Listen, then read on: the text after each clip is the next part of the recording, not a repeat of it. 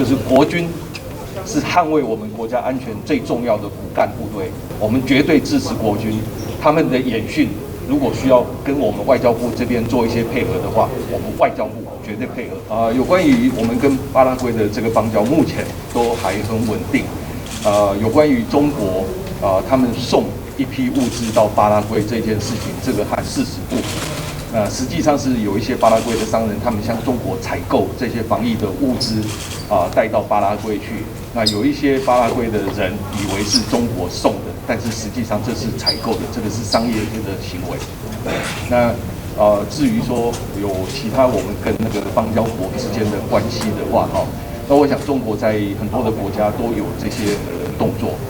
他们说要提供这些物资，但是实际上到最后我们看到的都是用买的。有关于敦睦舰他们到哪一个国家去访问的这件事情我们都充分尊重国防部的这些作为。那当我们知道说国防部在某些国家要去进行敦睦的时候，我们就配合他们的先遣人员做一些先遣的这个探测和做一些决定。那等到他们开始执行的时候，我们外交部或者是我们外管就充分的配合敦睦舰队的这些作为。就是国军是捍卫我们国家安全最重要的骨干部队。对于国军，我们外交部是绝对充分的配合，我们绝对支持国军。他们的演训如果需要跟我们外交部这边做一些配合的话，我们外交部绝对配合。我再说一次，我们支持国军。谢谢。部长早安。方早，部长，我们想请教，就是关于王定宇所说的机密任务，并不是指的是返港之后，而是9号入左营港之前的一个机密任务。他讲的好像是不得不去的样子，那是不是有牵涉到美国或是关岛的行程？这有关于敦睦远航，它是属于一个军事训练。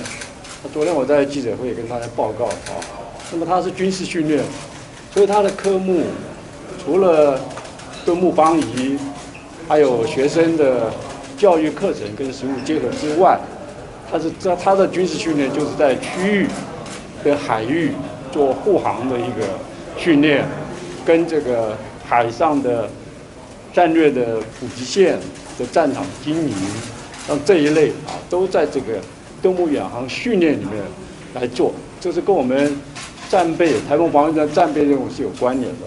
但是细节部分，我想外界解读也不同，我在这边也不方便跟大家报告我们都有做，谢谢。那秘密任务方面，机密任务方面是指国防部拍板就可以吗？还是说还是有国安高层来决定？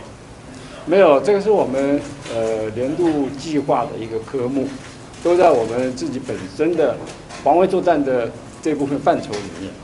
谢谢。部长想问一下，所以你们的说法被质疑说是帮府方来设下防火墙保护总统没有，这个敦睦远航的韩实践的官兵学生染疫之后，这是我们国防部跟海军，我们必须要就这件事情完成整个的一个调查跟应处这是我们自己国防部以及海军本身的事情。当然，我们也会跟府里面来做报告府里面也给我们做一些指导。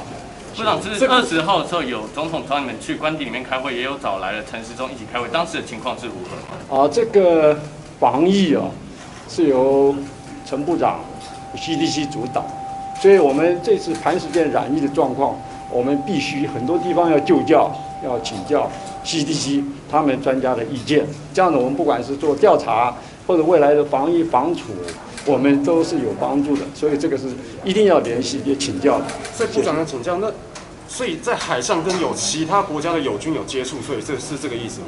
没有。我们这次的远航的一个训练，我会跟大家报告的就除了刚刚的这些科目，在这个区域的海域上面做这些科目，其他的没有做。谢谢。好，谢谢。来，潘部长，这边对不起。不好意思，那我才刚讲边线的，这是不是连线的？